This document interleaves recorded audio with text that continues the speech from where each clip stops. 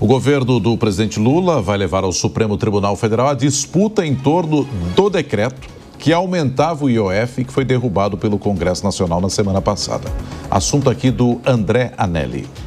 A decisão foi tomada na noite desta segunda-feira e a AGU, a Advocacia Geral da União, deve protocolar uma ação no STF, no Supremo Tribunal Federal, já nesta terça-feira. O objetivo é questionar a constitucionalidade da decisão do Congresso de derrubar o reajuste do IOF, o Imposto sobre Operações Financeiras. O questionamento deve ser baseado na análise técnica e jurídica da medida. A própria ministra das Relações Institucionais, Gleisi Hoffmann, informou a parlamentares que a decisão está tomada. A pedido do presidente da República, o ministro-chefe da AGU, Jorge Messias, já concluiu a ação, que vai ter como principal argumento a justificativa de que a derrubada do decreto presidencial ameaça uma prerrogativa do presidente da República de editar esse tipo de mecanismo. Ministros afirmam haver brechas legais e o próprio chefe da Fazenda, Fernando Haddad, já se manifestou a favor de um recurso ao STF. De Brasília, André Anelli. O ministro Alexandre de Moraes será o relator da ação do PSOL, que questiona a decisão do Congresso de derrubar o aumento do IOF. Destaque da Janaína Camelo.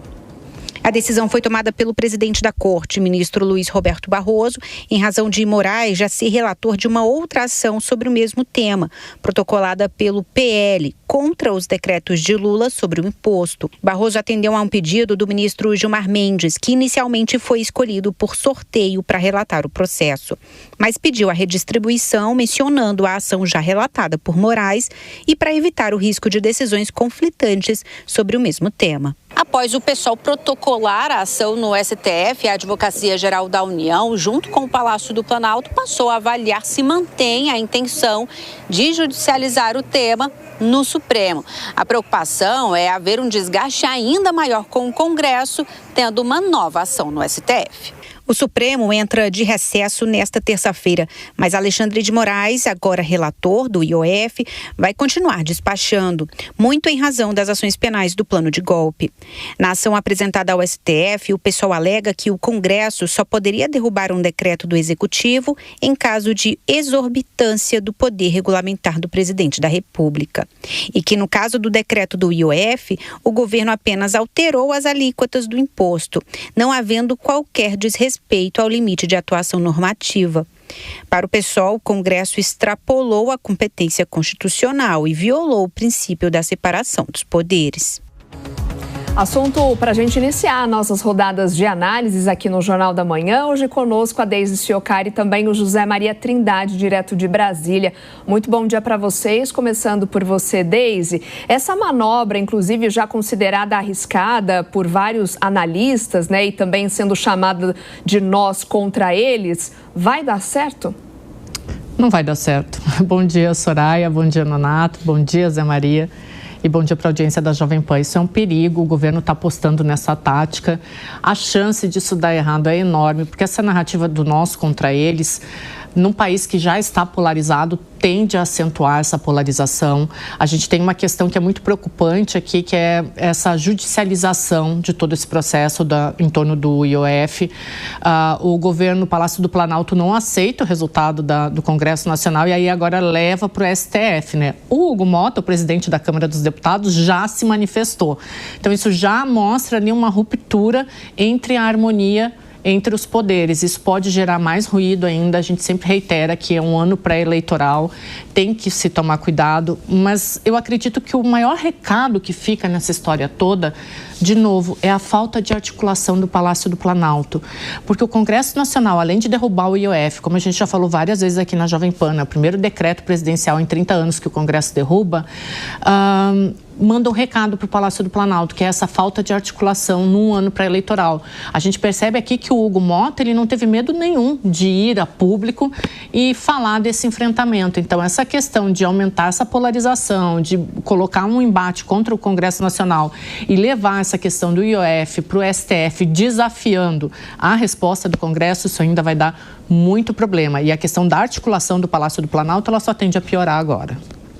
Zé Maria Trindade, queria te ouvi-lo também, porque há insinuação de que houve uma invasão de poderes, ou pelo menos uma espécie de invasão de competências aí do Executivo para cuidar do IOF por parte do Legislativo. Por outro lado, o IOF, a gente sabe que ele é um mecanismo mais fiscalizatório do que arrecadatório, como pretende o governo. Então, você tem duas situações bem complexas aí. Mas o fato é, isso vai para a judicialização e ontem a gente já teve esse ruído aí na questão da polarização social. Como é que você está vendo tudo isso, Zé?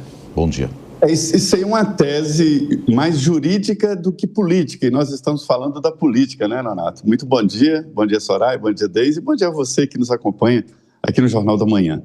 Do alto dos seus 95 anos de idade, maior parte na política, José Sarney, ex-presidente da República, ex-presidente do Senado, diz com todas as letras: nós estamos vivendo um momento de um Congresso judicializado e um Supremo politizado.